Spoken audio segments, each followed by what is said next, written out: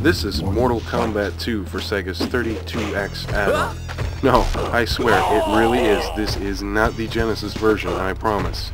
Instead of pushing the dual 32-bit RISC CPUs in the 32X and taking advantage of 32,000 colors, Probe Software recycled most of their Genesis code, adding in the sound effects and speech samples that should have been in the Genesis port to begin with.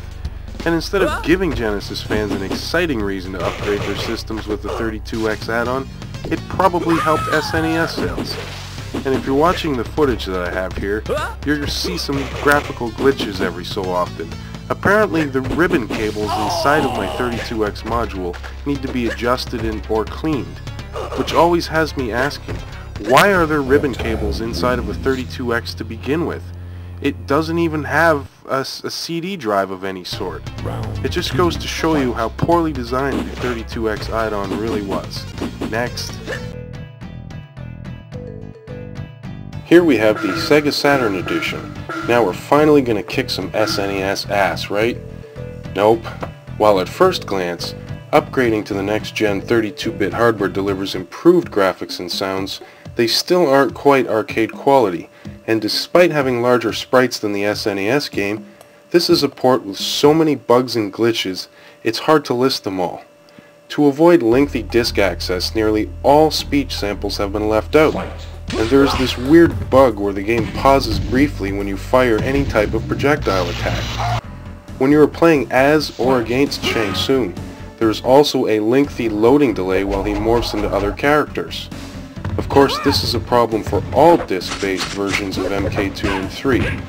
You can go into the options menu before playing and tell the game to preload 2 morphs to avoid this, however. When doing certain finishers like the Deadpool, the game audio goes completely silent while loading the animations for it.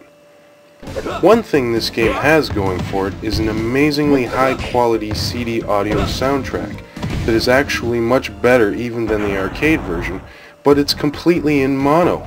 This is probably part of the reason the game has so many audio bugs, as it has to stop playing the CD music to load other data. But I've seen other games that use CD music that don't have these oddball problems.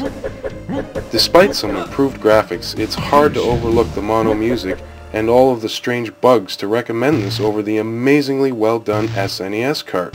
To hell with it, I'm going back to my Super Nintendo.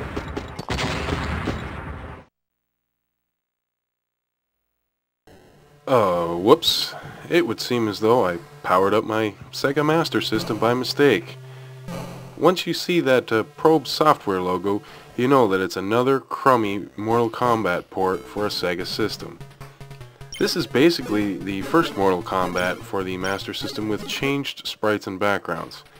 Oh neat, they did manage to stuff a speech sample in there. 8 characters, 2 stages, 2 buttons. Did we really need this? Were there people who still didn't have a Genesis or SNES back then? Oh well, the music is at least recognizable this time, and they did manage to fit in the Combat Tomb Fatality, but obviously not the Pit 2, as that required all kinds of extra animation that would never fit in an SMS cart. Amazingly enough, there are copies of this floating around on eBay, so somebody bought it back then. Oh good, a crummy Game Boy version in green and yellow to mercilessly assault your eyes with. No thanks. To hell with these crappy ports. Load up the SNES cart, it's dirt cheap, get an S-video cable, and turn on the surround sound, because the Super Nintendo version is a perfect 10, and beats the pants out of all these other crummy versions.